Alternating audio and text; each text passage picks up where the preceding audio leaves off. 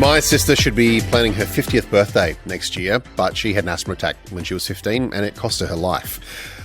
She came to my regular asthma checkups and she quietly did her homework in the corner of the doctor's office while I did all the tests and was hooked up to all the machines. It bit us in the bum. Twice as many women die of asthma as men in Australia, and in a lot of cases it's preventable. So let's find out why. Nigel Cooper is the director with Asthma Australia and joins us on the program now. Hello, Nigel. Yeah, hi, Jason. Thanks for having me. Lovely to have you on the radio. Let's get a bit of background on all of this. How many people are dying of asthma each year in Australia? Well, we know that 478 people died in Australia in 2024, and that's actually an increase on the year before. Yeah. So those stats are always troubling when we see a trend increase. And in South Australia, there were 50 people who lost their life. So in SA alone, that's almost one person every week. And that's an increase from the year before, and that was in women. And are these, can we trace this increase, to COVID or anything like that? Or is it more environmental, or we just don't know? Look, it's due to lots of various factors. It's not linked to COVID. We don't believe that at all. And the asthma deaths in Australia have been pretty static for like 10 years. So even though we are working incredibly hard around improving asthma outcomes through medications and awareness, we're actually seeing the asthma deaths are staying stable. And that's obviously really worrying. And these latest stats from ABS show, as you mentioned before, that women are dying at twice the rate than men. So we had 322 women who lost their life in 2024. Compared to 156 men. And also quite troubling is that almost half of those deaths are actually in women over the age of 75, which we think are a forgotten cohort.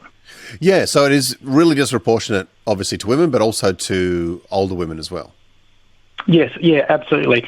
So we know that asthma impacts more boys than girls, but we know that around puberty there's a shift. And then what we start to see is that women start to overtake men in the sense of asthma rates. And then when you start looking at mortality, again, that gender gap is really quite obvious. So 322 to 156, that's quite a significant gender gap. Do people need to die of asthma? Are these preventable deaths, or are there always going to be some? No, look, we would say that at least 80% of asthma deaths are preventable. And in the younger cohort, we would say 100% of asthma deaths are preventable. So where every asthma death is tragic, and you mentioned before about your sister, and mate, I'm just really sorry to hear that, and that's just tragic. So we believe, majority of asthma deaths are absolutely preventable. And the reason why people die from asthma is that question that we keep asking ourselves every day. Why is this still happening in this country? So do we know why women are being affected disproportionately to men? Yeah, we do. Look, we think from a point of view of causing asthma, we think it's actually the hormonal difference. So with women hitting puberty or girls hitting puberty, we think there's a role with hormones around asthma. And then we also know that women are subject to more hormonal fluctuations. So with things like puberty, pregnancy, perimenopause, menopause.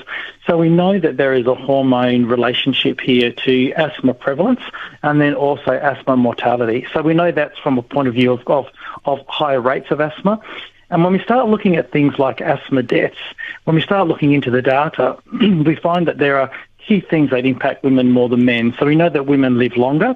We also know that women are more likely to live alone or in public and community housing. So there's questions around environments like mould, poor ventilation. We also know that there are impacts of cost, transport, carer responsibilities. And if you think about women are quite often the primary carer for children, parents. So there's also this thought of maybe women are ignoring some of their symptoms they're getting because of these responsibilities. And also maybe there's some confusion there with what is a menopausal symptom or an aging symptom on what is asthma. And we know that people say, it's just asthma. We know that people don't realise you can get asthma at any age. You could be 75 and have your first asthma attack. I know people don't realise that. So we think a lot of people are living with these symptoms of shortness of breath, coughing and wheezing, and might go, it's just because I'm older. Or if they live alone, it's like, well, who do I tell? Or I can't get into the GP. Yeah. I feel like asthma is a thing too, where if you live with it for long enough, you just learn to live with it. You don't go to the doctor and get an updated management plan, and you can kind of get a bit lazy about it as well. Jason, you're spot on, mate. And I think one of the things we want to really shift in Australia is, take your asthma seriously, make sure you're on a preventer, keep your reliever medication on you at all times, have an annual review and get an asthma action plan.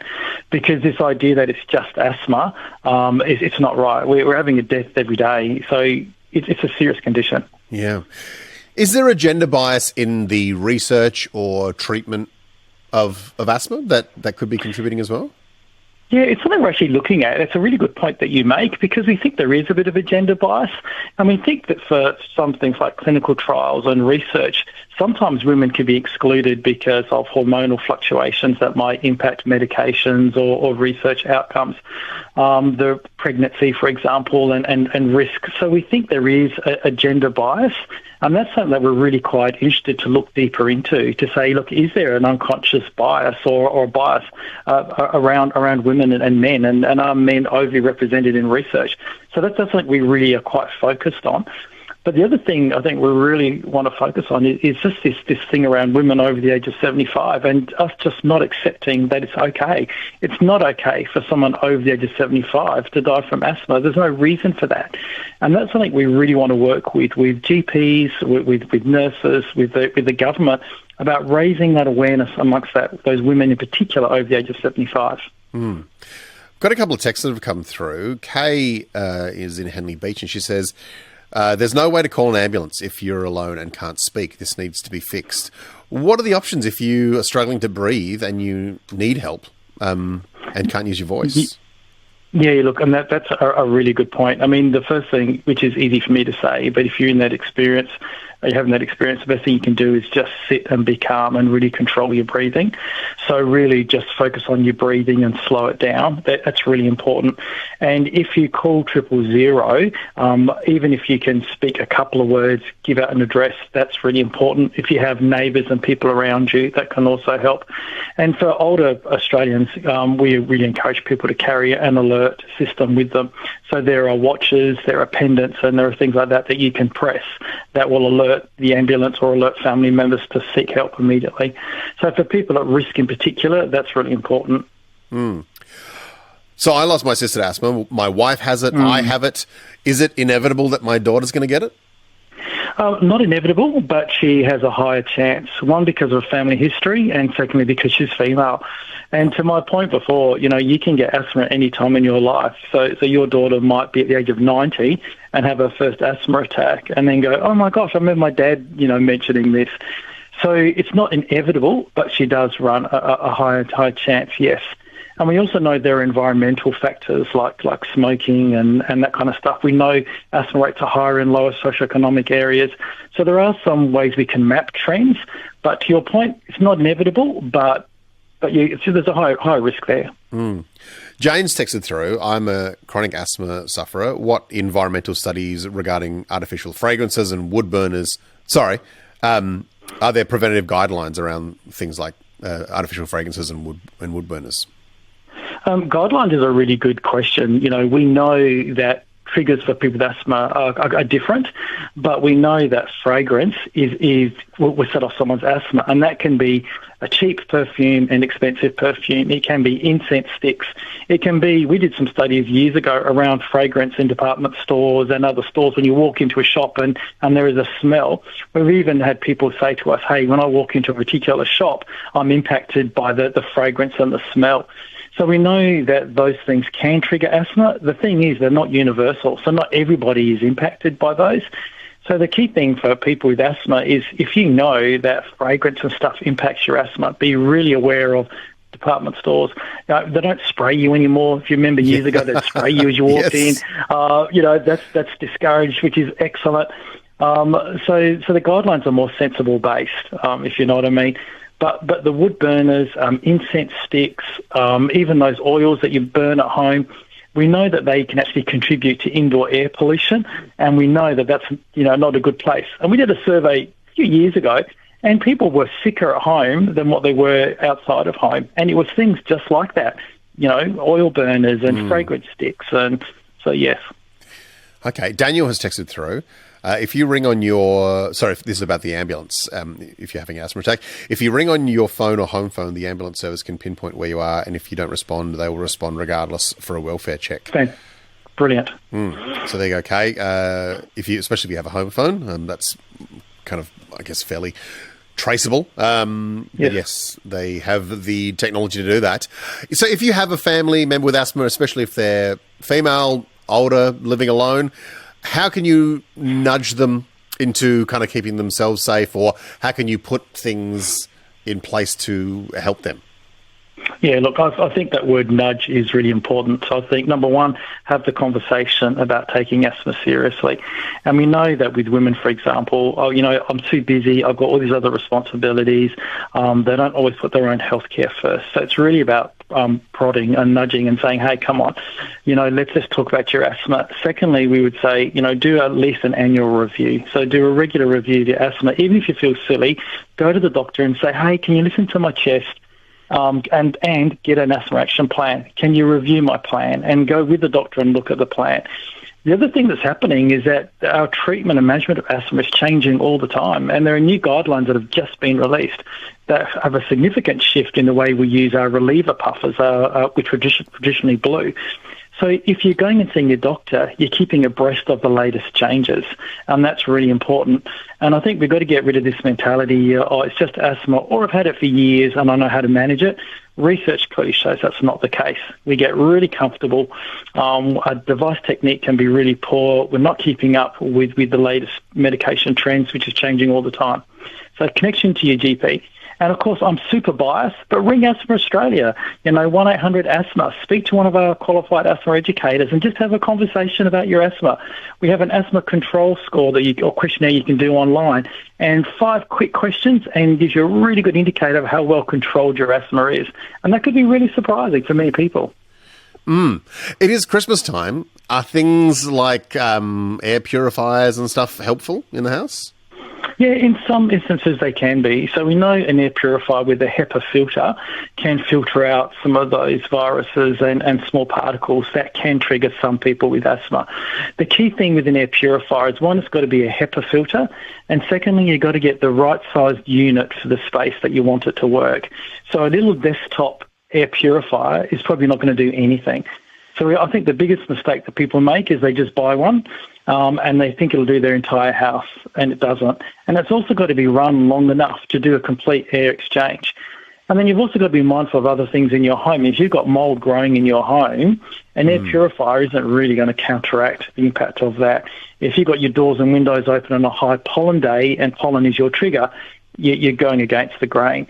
So, yeah, air purifiers can help, but they must have a HEPA filter. Make sure you buy the right unit, and then clean and change your filters regularly. Right.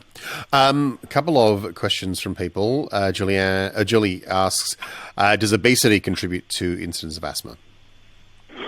That's a really good question, because there is some research that links obesity and asthma. So, yes, there is some research for that. The other thing is, we know that if people are overweight, it puts a greater load on their heart and lungs. So if you have asthma, it can also exacerbate your asthma as well. So a good balanced diet and a healthy weight also has a positive influence on asthma as well. And Vicky says, this year is the first time I've seen dust storms over winter. My worst year for hay fever. Is climate change affecting people's asthma? Yeah, it is. Great question. So we know with climate change, and we saw this the last couple of years, that because winters are drier and the rains are coming later and less, and sometimes we have a huge downfall, the beginning of summer, pollen season is extending. So we know that we used to say our pollen season is really spring. Now we're kind of saying they're going further. And with climate change, we know there's a direct link to climate change and asthma in the sense of triggering it because of exactly that. Continuous pollination of plants, dust and wind and stuff. So absolutely. Right. We've got a bit of a confirmation on the phone tracking as well. This is from 000.gov.au. They say an advanced mobile location-enabled smartphone recognises when an emergency call is being made to 000 and 112, and if not already activated, activates the telephone's location service functions when the emergency call is finished, AML will be deactivated. So that's advanced mobile location. So that is good to know. So not from your home phone necessarily, but from a mobile phone, they can pinpoint where you are if you are having an asthma attack and can't actually get out your message, and they'll come and do a check for you. That is, Nigel, this has been great to get an update. I'm, like I might have alluded to, a bit lazy when it comes to managing my own asthma. So it's always good to get a bit of a kick up the butt, and I think you've done that today. Thank you. Absolutely. And hey, Jason, before I go, give our asthma educator a call and have a chat. Just talk about your asthma and just see if there's any way we can support you. There's heaps of information on our website, asthma.org.au. But I really encourage you, just give an asthma educator a call, have a casual chat, and let's see what we can do. And I'll follow you up in a week and see how you've gone. Oh, no. Homework. Yeah, homework. There you go. There's some homework for you. There you go. Yeah, absolutely. That is good to know, because it is hard when the GP, when I make a GP appointment, it's often for something else, and I don't have time to then also go through asthma. But it is good to know that there is something you can ring up and have a chat to. Correct. And also, you know that sometimes you can't get into your GP tomorrow. Sometimes you've got to wait a week or two. Well, book your appointment and speak to an educator. And there are some things that we can do right now that will support you with your asthma around medications, device technique, triggers. And it's a free resource. So feel free, give us a call. So like I said, I'll give you a call in a week, mate, and we'll see how you've gone. Oh, dear. Before I do let you go, one more question I'm going to sneak in for Deb. Of course. She says, what about that storm asthma that happened in Melbourne and someone, I think, died? A lot of people got sick. Is that a Melbourne problem, or is that an us problem too? Look, it's called thunderstorm asthma, and we had lots of deaths. And they were also in people that had never been diagnosed with asthma. Yeah. And thunderstorm asthma really happens when there is a very high pollen count and thunderstorm activity and winds. And the pollen is basically stood up into the atmosphere, interacts with the water, and then falls back down. Predominantly in the eastern states, but in theory can happen anywhere. Yeah, okay. Thank you so much, mate. Really appreciate your time. Pleasure. All right, have a Merry Christmas. Nigel Cooper there, Director with Asthma Australia. Thank you for all of your wonderful texts as well for that. And thank you too for Chris, who sent through a text, kind of similar situation to mine. So I really appreciate that text as well, Chris.